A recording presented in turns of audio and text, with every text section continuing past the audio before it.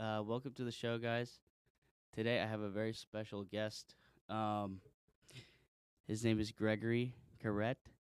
He is an industrial real estate specialist. Um, one thing that really stuck out about him to me was that I don't know, he has a great network around him. That was the first thing that stuck out to him. I think I saw you on a post on the Real Deal on Instagram. Real deal. Yeah, on the Real Deal, it was you leased some space, some industrial Oh, space. traded. It was traded. Yeah, that's right, Traded. traded Oh, the Instagram. real deal is for like the big Yeah, boys. yeah. No, I saw you on Traded. That's right, on the Instagram, and I saw who's this young guy. I saw his photo and everything. Clicked on the page. I think at that point you already had your podcast going, right? I believe so. I Yeah. believe I had some episodes. Yeah, and then I saw your Instagram page. I saw that. I said, "How, dude? These people, it's huge. Like you were interviewing massive players." And I said, I gotta know this guy. This guy's insane. And yeah, that's how I met you. So yeah, why don't you just introduce yourself All right. and kind of your story, how you even ended up in real estate. Just tell us a little bit about yourself here. It's a pleasure to have me, Lucas. It's an Absolutely. honor to be here. Super happy. This is the first time I get interviewed to do a podcast. Awesome. So it's definitely a privilege.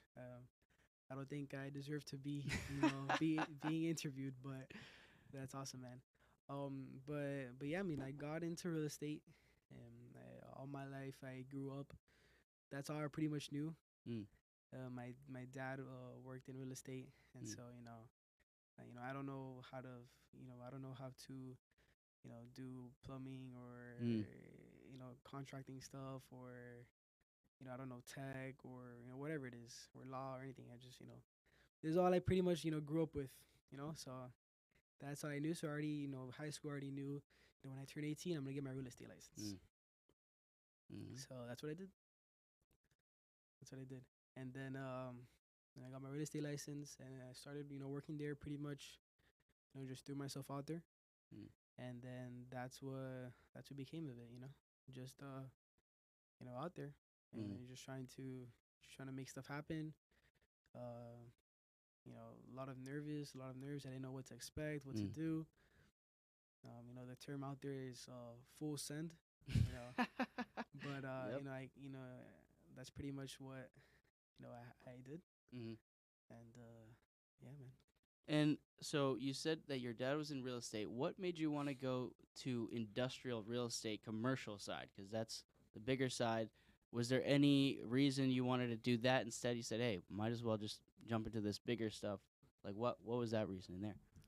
So I had no idea what commercial, let alone industrial real estate was. I thought industrial real estate was like a kind of like a factory. Mm. What is that, Mhm. right? And so it came about to be, George Smith, which is my broker, our managing broker. He we go to church together, Mm. and he saw that I was in residential, I was hustling, Mhm. and I was interviewing people, meeting with people, Mm. had some cool videos on Instagram, whatever. Like I was like I think at the time I was cold calling these luxury realtors and asking them if I could go to their listings and record their houses, Mm. right? Mm. I did that for I think I did I want to say 6 of those or Mhm. 5 of those. Well, now, sorry to cut you off. So you joined a brokerage, not Smith. No, I was with my dad. Okay, you were with your dad. So you were doing residential stuff, going to open houses, showing, just hustling. Yeah, Okay, cool. with no clients. I was No just clients, right. my good friend, Everett.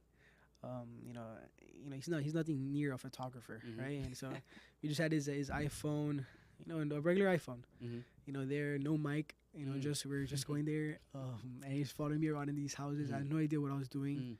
I was just I just knew social media was it, and if you post stuff on social media, you don't know if you're gonna land something, Mhm. right? Mhm. So it's kind of a mentality, and I was just doing that, and I think you could go back to the videos, and I cringe sometimes watching those videos, but it reflects off like where you started, and not that I'm amounted to anything now at all, Mhm. but it kind of you kind of go back and see, wow, I've come a decent way from that, thanks to God, Mhm. but. But yeah, that's how it began. That's where it started. Mhm. And so now, tell me kind of what you're focusing on now, as far as in the industrial. Oh, I didn't get to tell you how I got into Right. industrial estate. Right. Go ahead. So yeah, so George, George Smith, Mm. we go to church together, Mm-hmm. and it was like December of 2022, Mm. and he called me to his office. I knew George. He was nice guy, chill guy. He's in his young 30s. Mm-hmm. He's a cool guy.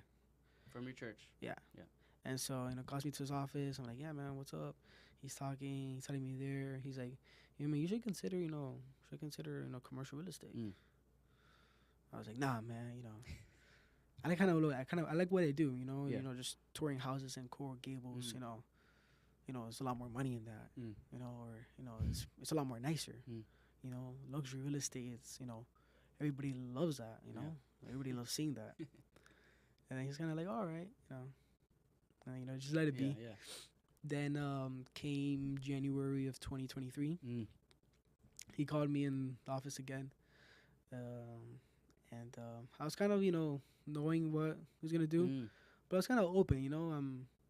The time I was 18, Mm. so I pretty much down to do anything. Mm-hmm. And so he tells me again, and I'm thinking this time I'm really thinking about it, Mm. and I think about it, and I pray about it for a good week or two. Mm.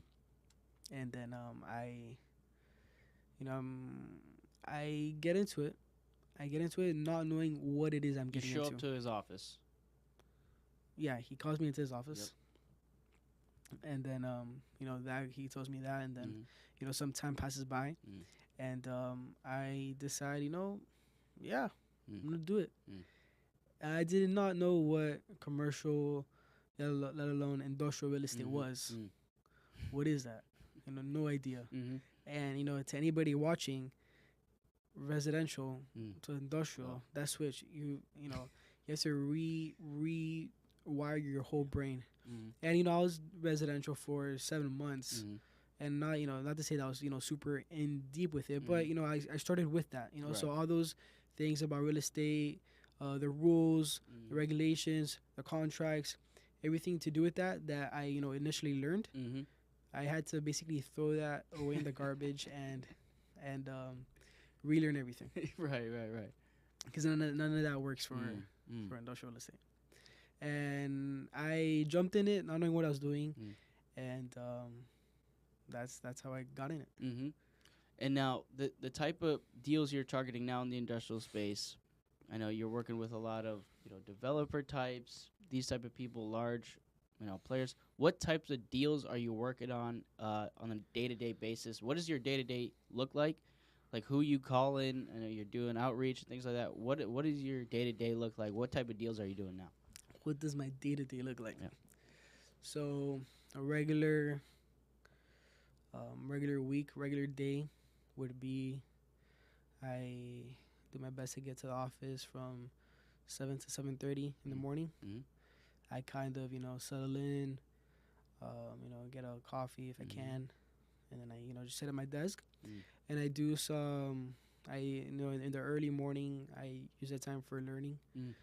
So I would I go over some models, some Excel sheets, some underwriting, and just try to learn that aspect a little bit more each day. Then by 8 o'clock, 8 in the morning, I start calling, and I start cold calling, owners. What I prospect, my bread and butter, is land and warehouses and industrial. In Doral, Florida, or in Miami-Dade? South Florida. Got it. Yeah, typically Miami-Dade County. Miami-Dade County and South Homestead area. That's typically what I hunt for. Land. Specific sized buildings, or you? So buildings typically, low coverage. If it's anything bigger than an acre or two, depending on how much, obviously, how much cover it has. Typically, I would look for a warehouse over 20,000 square feet, which is typically what institutional players buy. over 20,000 square feet and dock high. Mm-hmm. 20 foot clear, and land, anything over 5 acres. Pretty much is Mm-hmm. what I hunt for. Mm-hmm. So basically, I day to day I just get on the calls and just dial and call, Mm-hmm. put them in my CRM, my Mm-hmm. drip, and my Excel sheet, and follow up with them. Mm. Typically towards the middle of the day, I plan to plan meetings, or Mm-hmm. I need to go tour this building, or I need to meet this owner here Mm. and there. Mm-hmm. And then towards the afternoon, I'm kind of gathering feedback on information and following up with owners. Mm-hmm. And then I just do that for the rest of the to the end of the day. Mm-hmm. But in the morning, I keep it towards prospecting and hunting. That's Right. for myself. That's in the morning, I'm energized. I'm ready. Yeah. To do it, to Everyone's hit the waking up. ball. Everyone's Yeah. we'll answer a and call in the and morning. at 8 a.m., your owners Right. are driving to work. Yeah. Maybe they're still at home. Mm-hmm. Maybe they just got into office, so the busyness of the day hasn't even started. Mm-hmm. Mm-hmm. So from 8 to 10 is really where I try to get my cold calling in, Mm-hmm. and it's a consistency thing. Mm. If you call for one day out of 2 weeks, it's not gonna go too good. So Yeah. and so calling every day is a key. And I call from Tuesday to Fridays. Mondays, Mhm. I keep as my research day. What Mm. traded in the market, Mm. what sold, what big lease came out to be, and as a learning day, and to set the tone for the rest of the days. Mm-hmm. That's what I was gonna ask you as well. As far as like your research side, you're looking at deals that trade, etc., properties that deals that just happen. Where are you? What programs are you using to track this data? Like, what are you using to track these deals that are happening? Um, you know, yeah. What do you? How are you doing So that? I mean, there's this. I'm sure a lot of people are familiar with CoStar. Mm-hmm. CoStar, you see what traded off market, Mm. and that's not always accurate. Mm-hmm. So typically, like Traded is a good one too Mm-hmm. on social media. Yep. Traded is Yep. great, and also you want to stay in touch with, you know, property appraisal site, whatever your local property Mm. appraisal site. Mm-hmm. If you're specifically hunting an area, Mhm. you want to check when was the last sold date. Mm-hmm. That's it. Also good software. A lot of people kind of discount it because your municipality's property appraisal site might be Yeah, it's outdated, outdated, but man, right. that thing is super super super important. Right. It looks old, but man, the information on there, you don't want to miss it. Mm. And so sites like those is what I tend to use.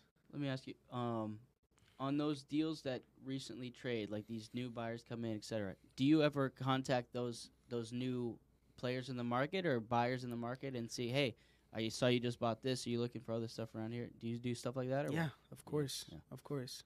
You see a big, especially if something traded, what you would believe would be over market. Mm. You already know that buyer is paying a premium, Mm. and so everybody loves those buyers Right. that pay overpriced, because especially now, a lot of day and now in today's time of day, Mm-hmm. a lot of owners want quote unquote over market Mm-hmm. price on their Mhm. property. Mm. And so if you could find a buyer that's and they're strong buyers, they close. Yeah.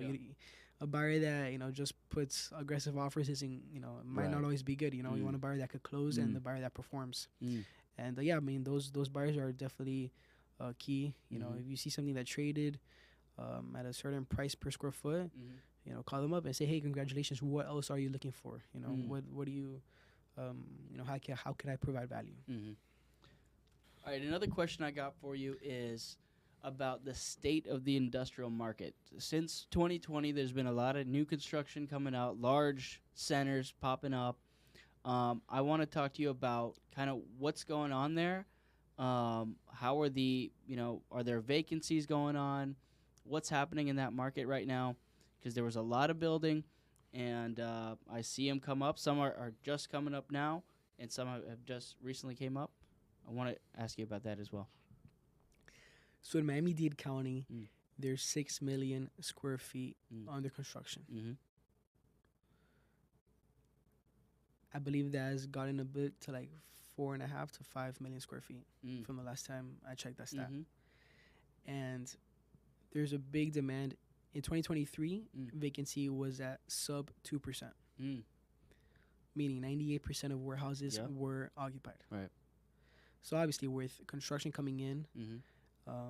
kind of you would think it would absorb the demand, Mm-hmm. right? And we have seen that. We have seen that. Now on the big boxes of upwards of 100,000 square feet, Mm-hmm. we are seeing a bit of a vacancy Mm. there. And on the sub 100,000 square feet, Mm. and in the small bay, which is Mhm. considered under 50,000 square Mhm. feet, we are seeing there's a lot of activity. Mm-hmm. Now, this is right now a lot of institutions are asking, high prices. Yeah. High prices, we're talking about $20 triple net. Mm. $20 triple net, and a couple years back, it was at 12, Mm-hmm. 15 Wow. triple net. And so we've seen a huge increase Mm-hmm. and a lot of construction coming up.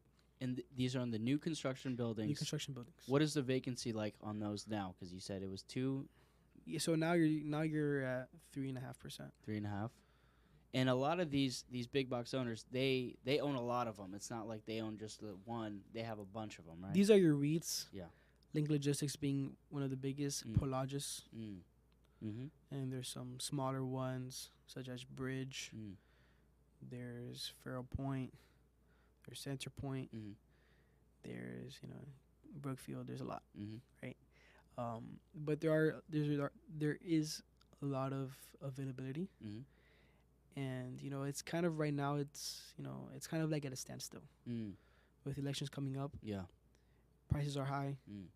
There's not a lot of activity, and how I was talking to you earlier, Mm-hmm. there's a lot of big spaces available, Mm-hmm. but there's a lot of activity for the smaller spaces, right? And so what a lot of them could do is demise it. Mm. But once you demise it, it's more of a cost because Yeah, you're putting right. up that wall, Yeah. which is TIs, more expenses Mm-hmm. that you weren't considering. Mm-hmm. More of capex, Mm.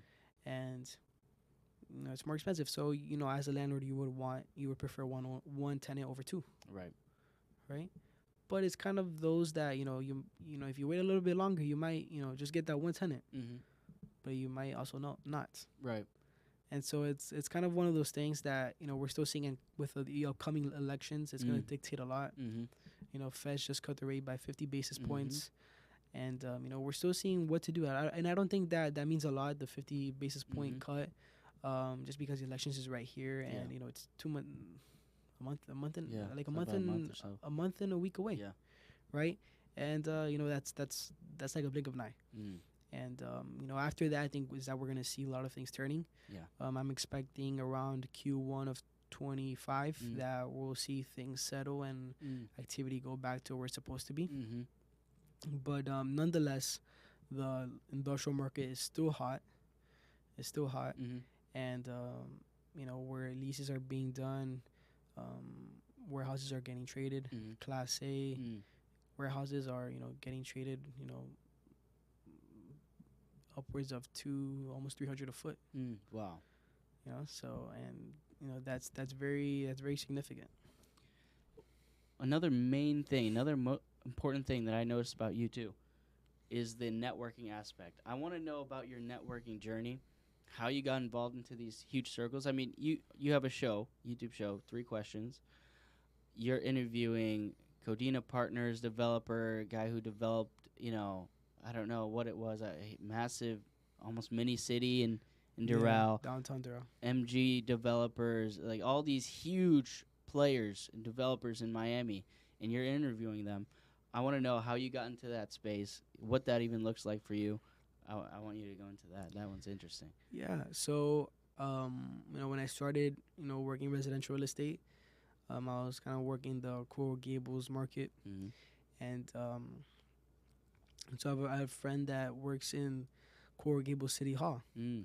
And so, I passed by, say hi. It was on a Friday, Mm-hmm. and then she tells me that that the mayor does an open door Friday Mm. at at City Hall. And Mhm. so open door Fridays that people, residents, or anybody really walks in and gets to talk to the mayor. Mm. You know, so I'm thinking, Mayor of Coral Gables. You know, Mm. this. You know, it's a great opportunity to network. You know, Mm. Mm. so I sign up, and I'm nervous, shaking in my boots. Right. So I get called into the office, Mm. and so I meet him there, Yeah. and I told him, I'm Gregory, I'm a realtor in Coral Gables, Mhm. and so it wasn't off to a good start, because Mhm. if I walk in, if I'm a kid, I walk into your Mhm. your office and I ask you for, for things that that you have no. What was your plan going in there? You said, "Hey, I'm gonna go and introduce myself." What was your plan? Like you say, "Hey, I'm like yeah." Yeah, my plan was like, hey, I'm Gregory Carett, Mm. I'm a realtor. I would like some, to some connections, and to someone like that, Mhm. that's not wise, something wise to say, Mm. But I was just so impulsive. Mm. I mean, I don't think impulsive is the right word. I was just so Courageous, I guess I'd you can say say. courageous, to do that, and it didn't start off at a good foot. Mm. But later on, I started following up, Mm. What and did he then say to you when he said that? he he told me that nah, man, like it's not really the Mm. like this isn't the place to do this. Mm. But later he gave me a chance. Mm. He gave me a time to redeem myself, Mhm. and then I followed up the week after, and then the Mm. week after, and then cultivated a relationship there, Mm. and then one thing led to another. He interviewed he introduced me to a lot of people, Mhm. and I'm super grateful for Vince Lago. Mm. He's a great business mentor, Mhm. and I thank God for him. Mm. And yeah, he introduced me to a lot of people, and we have a great relationship to this day. Mhm. And so I started meeting developer one by one, and then I would sit down, schedule these interviews, kind of like we're doing like this, Mhm. except I was a lot more nervous. Uh, and It didn't so seem like that in the videos. I watched them. my heart was, I think my heart was probably beating like at 100 beats per minute. And so, and I had no idea who these people are Mm. before I interviewed them. Mm. I would like do my best research, but these guys are, you know, really big, Mhm. quote unquote, successful Mm. people in Miami Mm. and in real estate. Mm. And so, doing this, I met them, yeah, I learned a lot, Mm. so much, Mm. right? And not even from the interview itself, but Mhm. from following, these people that have a track record, Mhm. right? And then doing that would stay in touch with what deals they're doing, what deals they're looking for. Mhm. And by this time, I haven't gotten into commercial real estate, Mm. but I was learning more, Mhm. and that kind of persuaded me to go into commercial real estate because I saw these there were larger transactions, and the Mhm. developers buy from brokers that handle commercial real estate. Mm. And so you're saying you weren't in commercial at this time. You weren't at working at Smith at this point? No. Wow. So you're still in the residential space Yeah. and you show up to this mayor's open office event and you say, "Hey, I'm just going to show up. I'm just going to do something." And then Yeah. boom, it leads to that. That's insane. That's awesome. Yeah. And so that's how it came to be. Wow. And what are some of the big things you said you learned a lot from them? What are some of the big takeaways you've learned from these guys, like just being around them? So I learned I learned that everything. One of the key takeaways that I learned from every single developer that I interviewed, that I've talked with, Mm. is that everything has a time, Mm. and that you can't get to point Z without going through the whole alphabet. Mm. And so real estate is not an overnight game. Mm. Real estate is not uh, get rich quick, Mm-hmm. right? Real estate is a long-term game, Right. and you and I both know that, Mm-hmm. right? And so you can't be in this business and expect something, within the next 2 years Mm. or next 3 years. Mm. It's a long-term thing, Mm. and so it's a long-term thing. But that's the true value of success, right? Long term. Right. So that's the main thing that I learned from them, and also how they do deals, Mm. their sharpness, their agility, Mm. you know, to speaking and to finding a deal, Mm. and I wouldn't go, you know, super in depth with, you know, their deal structure, Mm-hmm. but I did learn what I needed to learn, Yeah. when, you know, talking to them, and, you know, and the follow ups too. The follow ups is very key. You know, following up with them. Mm-hmm. You know, with some people that I interviewed, I follow up with a lunch or maybe a meeting, Mm. and, you know, that's what cultivates a relationship. Absolutely. Wow, that's amazing. And so, moving forward, so you're working at Smith now. Yep. Brokerage, doing these real estate deals, finding land, etc. You mentioned to me that you guys are wanting to, or I think planning to, move into more of an ownership role on at least some of these deals, and maybe do some flipping on some land or some industrial space. Yeah. What does that look like for the future of Smith and with you? What is that? What are you guys planning on doing there? Yeah, I mean, so, what we're trying to do as a team Mm. is, you know, we source a bunch of deals. Mm. You know, every day we come across a lot of off market opportunities, and, you know, there's only a few that we source that are real good deals, Mm-hmm. and good deals means that, you know, we could get them at an under market value, Right. and so, we have, you know, connections with attorneys that Mm. pull, equity Mm-hmm. and limited partners, Mm. and so on, and, also, opportunity of JVing with another GP, Mm-hmm. with a smaller REIT, Mm. or and etc. Mm. And then, so those opportunities are always there, and, you know, that's really, we've been able to George has been able, and I have been able to cultivate those relationships with people Mm. that we could possibly do those partnerships with. Mm-hmm. And, you know, it's all about finding a right deal. You know, Mm. once you find a good deal, Mm. it's all about, then you gotta, you know, find the right people to Right. to do that with, Right. right? And so, you know, what that looks like is, you know, for example, you know, we're calling, we're hunting, we Mm. find a deal. Mm-hmm. Okay, you know, analyzing the deal, Mm. underwriting a deal, Mm. seeing, you know, how much meat is on the bone, Mm-hmm. and then from there, you know, doing an analysis, seeing what the owner wants, Mm. you know, what we could do, Mhm. seeing if there's, you know, And this is all kind of already in the process of you guys' business model right now. Like, you guys are analyzing the deal just to see if it's a good deal, talking to the owner, or is this something new that you guys are looking to do? Like, as far as, okay, where am I gonna, now I gotta raise equity, now I gotta structure debt, and I gotta do these things. yeah, I mean, Or do so we're, you know, so we're slowly getting into it. Mm-hmm. So we're slowly getting into it. And, you know, I encourage anybody that's, you know, sourcing any deal, whether, you know, if you're a broker, you know, you should analyze a deal. Mm. You know, and you shouldn't just, you know, blindly broker a deal, Right, because you right, don't know if right, that right, deal right. that you're brokering, Mm-hmm. you know, has potential to for you to acquire. Mm-hmm. You know, or to find a good, you know, partner to do that with. Mm. And there's a Mm. lot of things, you know, you could get creative, you know, like stuff that you have done, you know, Mhm. getting a note, Mm-hmm. seller financing, Yep. getting, you know, being creative, you know, hard money, Mm-hmm. you know, you could, you know, there's just so many things. You could flip it, Right. tie it up, get another buyer at the Mhm, end. mhm. You know, just so much stuff Yeah. that, you know, that you know, the game of real estate has to offer, Mm. right? And there's so much to learn, Mm-hmm. and there's so much to do. Mm. And, you know, and we're just there. We're in that learning process. Mm-hmm. You know, we're structuring. You know, we're learning to we're trying to figure out. I lost my train of thought. No, tell me. I want to know. I want to know how this works. Yeah, we're yeah, I mean, we're learning.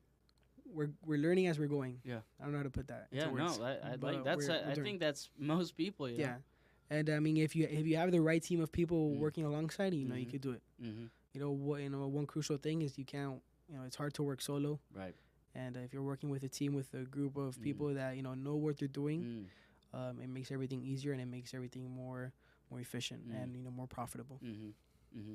And some of the things you're working on right now, your construction management side that you're doing, you're taking courses on learning how to structure equity and things like that. Yeah. Talk a little bit about that, about how you're positioning yourself within the company to when you guys start taking on deals, how you're positioning yourself now and learning these things now in order to do that stuff. Yeah. So I mean, what I'm doing now is I'm pursuing a bachelor's in construction management Mm. at FIU, Mm-hmm. and I'm also doing a real estate financial course Mm-hmm. as well. Mm. And with that, and with the brokerage side of Mm-hmm. coming across deals, sourcing deals, underwriting deals, and everything takes its time. Yeah. But I try to be well rounded Mm-hmm. in little things and Mm. in all things, Mm-hmm. and to be able to to because the Take advantage when the opportunity comes. yeah, because I mean the main three parts of real estate is construction, Yeah. structuring a deal, Mm-hmm. and the transaction part. Mm. I Mm. think those are the Mhm. three main ones, right? Right. And so you think about a capital, Mhm. construction, Mm-hmm. and transaction. Yeah. So if you focus on those three things, Mm. you know how the full service of real estate transaction and service goes. Mm-hmm. So Mhm. that's what I'm heading towards, and I'm learning every single day, Mm. and every day is another day to learn. Right. I'm nowhere near thinking that I know it all, because I don't. Mm-hmm. Mm-hmm. I think if I ever think I got to that point, I know something's wrong with me. Right. Right. Right. Because never should we say that we got it figured out, Mm. or that we have a sense of entitlement that we know Mm. what we're doing. Mm. Because we should never know, and we should always learn, Right. ask other people Mm. what they think, people that have done it, people that have been ahead of us, Mm-hmm. and get better. That's amazing. Now, what are your 5-year goals? Like, what are your goals for the future? What are you working towards? What does that look like for you, within the company, just for yourself? What does that look like for you? Moving forward. Yeah, so I mean, in 5 years, I should be 25. Yeah. So Nice. I mean, I'm pretty young. You are. You're 24. 24. Right? Yeah. You're 24. Yeah, Yeah, yeah. so I should be a year older than you. Yeah. But I see myself in 5 years. It's a great question. Done with the schooling part. Mm. Not done learning, but done with Mhm. schooling part. Never done learning. I should be finishing the undergrad and masters, Mm. and I should be pursuing doing what I'm doing now. Mm-hmm. Maybe at a larger scale, Mm. God willing. Mm. There's this like I told you before, I'm very faith driven. Mm-hmm. I was And gonna so- ask you about this too. Yeah, and so where I see myself in 5 years is wherever God wants. Mm. If as long as you're in God's will, Mm. there's no need to worry. Mm. A verse that I take to heart is Mm. Matthew 6:33, Mm. which is seek first the kingdom, and all will be added. Mm. So every day I wake up, and before I start with the day, Mm. I make sure that I'm seeking God, Mm. seeking the Lord, Mm. because I know that all my sources and all my resources and everything I could do comes from Him. Mm. I can't do anything in my own strength. Anything that anybody thinks I've accomplished, it wasn't me. It was all Mhm. God, by Mhm. God's grace, not I. Mm-hmm. And where I see myself in 5 years, in God's grace, and Mm. obviously, with goals, expanding as a person, Mm-hmm. as a child of God, Mm. as a person, as an adult, Mm-hmm. and obviously, life as a husband. Yeah. I don't think in 5 years I'll be a father, but Yeah. getting there, Yeah. because to get to life, Absolutely. right? And obviously in the real estate world, Mm. looking to buy deals, Mm. maybe build deals, Mm-hmm. sourcing deals, Mhm. and doing everything and everything comes in its time, and Mm. it's in a step. And I wish, and I'm a very, by nature, I'm impulsive, Mm. and I constantly tell myself that I want to take one step at a time, and I Mm. have to read myself every single day, Right. because I don't want to rush into Mm. anything, Mm. right? Right. And there's this saying, that I was told Mm-hmm. a couple of months back. Mm. More people die from indigestion than from starvation. Wow. Right. So, so many people die from, taking in too much that, Mm. to feed yourself Mm. than not having anything to eat at all. That's interesting. And so that hit home to me. Mm. And, I don't want to have too much to handle that I can't, do. Mm. And then I, burn out, Mm-hmm. So taking one thing at a step, Mm. I think is very key. How much do you like? What do you think about mindset and all this? Like how you're saying your purpose, the mindset, because a lot of people today they're doing it for the wrong reasons. They want to show off. They're doing it for vanity. They want to prove themselves important. Things like that. How do you think about mindset and purpose in your career and just life in general? I think it's unique, your type of mindset. Yeah. I mean, you talked about purpose earlier, right? Everybody, has their purpose, Mm. even if they know it or not, Mm. right? For example, I know my purpose is not real estate. Mm. My purpose is I'm a child of God, Mm. ultimately, Mhm. right? And God created me, Mm. and God created me for a purpose, Mm. and that's to glorify Him Mm. in all that I do. Mm-hmm. And so, God places us in different fields. Real estate could be real estate, Mm-hmm. could be tech, Mm. could be IT, Mm. could be contracting, Mm-hmm. could be, in the medical center as a hospital, and Mhm. as a doctor, as a Mhm. lawyer, Mm. different fields, Mm. right? Mm-hmm. And I think a lot of people they bypass that, right, because of their lack of a relationship with Jesus. Mm. And then there's no true purpose, because Mm. at the end of the day, how we were talking earlier, Yeah. at the end of the day, at the end of life, you're 80 years old. Right. We look back, what did I do? Mm. What did I do with 80 years of my life that I'll Mhm. never get back? Mm. And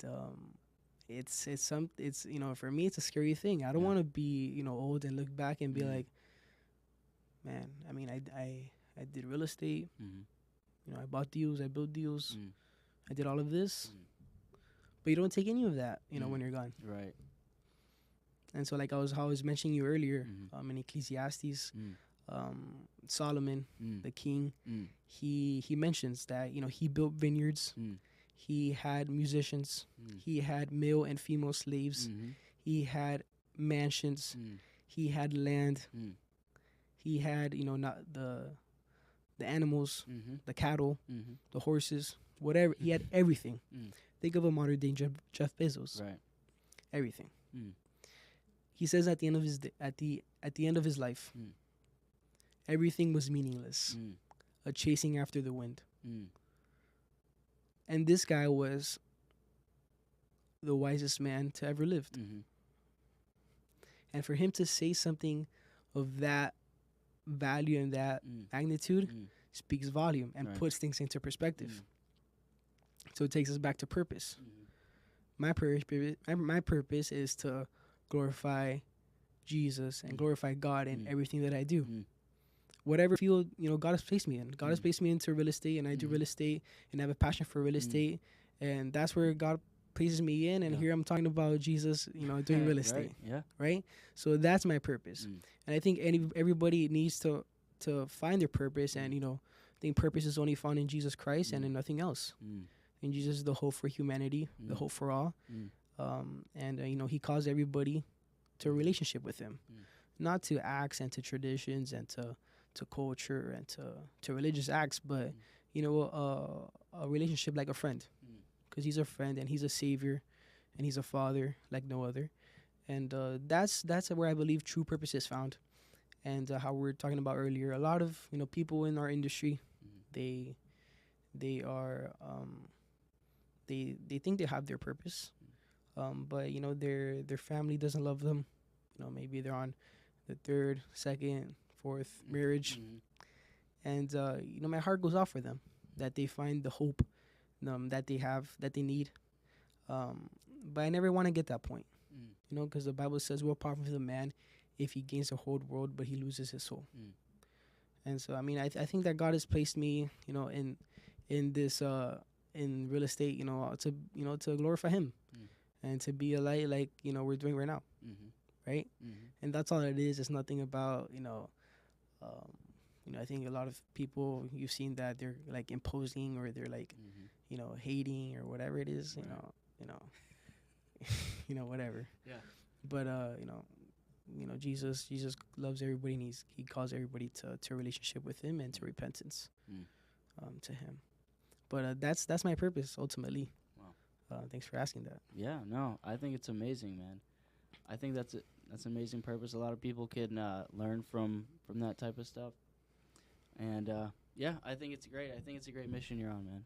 Thanks, man. And yeah, that Greg, it was a pleasure having you here, man. I really do appreciate it coming so late, and everything. Nah, it's But, alright. Anytime, bro. yeah, so awesome, man. But yeah, pleasure having you on, man. Can't wait to keep following up with you and see what We'll do a happens, man. part 2 Let's next do time. it. Let's do it, man. Awesome, man. Well, I appreciate it. All right, take care, guys. Yeah, that's it. Later, man. All Later, everybody. Thank you for joining Lucas Segla and his podcast.